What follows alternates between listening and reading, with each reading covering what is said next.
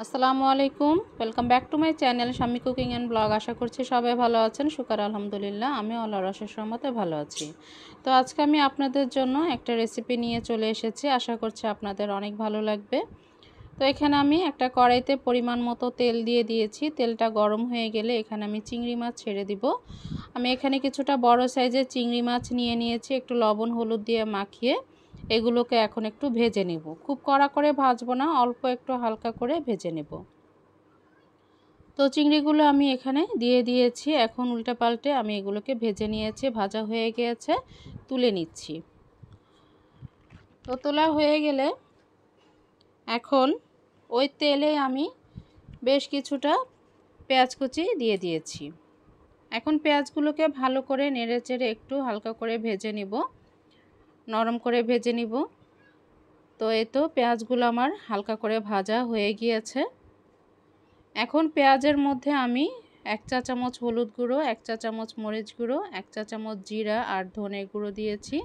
আর অল্প করে একটু পানি দিয়েছি যাতে মশলাটা পুড়ে না যায়। এখন মশলাগুলোকে ভালো করে আমি কষিয়ে নেব। একটু কষানো হয়ে গেলে এখানে আমি 1 চা চামচ রসুন বাটা দিয়ে দিয়েছি। এখন রসুন বাটাটাকে মশলার সাথে ভালো করে কষিয়ে নিব। তো যারা আমার ভিডিওটি দেখছেন প্লিজ দেখা শুরুতে একটি লাইক দিতে ভুলবেন না। আর যারা আজকে নতুন ফ্রেন্ড আছেন তারা অবশ্যই আমার চ্যানেলটিকে সাবস্ক্রাইব করে আমার পাশে থাকবেন। আর যারা অলরেডি সাবস্ক্রাইব করেছেন সবাইকে অসংখ্য ধন্যবাদ জানাচ্ছি।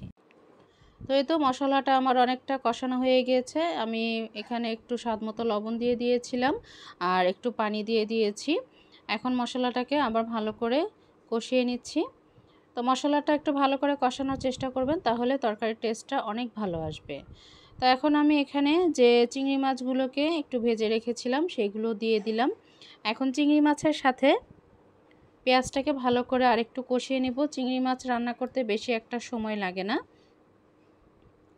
এখন এগুলোকে ভালো করে আমি একটু রান্না করে নেব।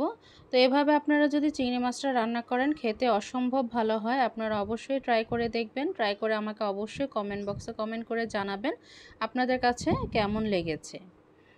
তো রান্নাটা আমার অলমোস্ট হয়ে গিয়েছে। এখন আমি এটাকে নামিয়ে নিব। তো যারা এতক্ষণ পর্যন্ত আমার ভিডিওটা আমার সাথে থেকে ধৈর্য সহকারে দেখছিলেন, আমি সবাইকে ধন্যবাদ জানাচ্ছি। আর সবার সুস্বাস্থ্য কামনা করে আজ এখানে আমার ভিডিওটি শেষ করছি।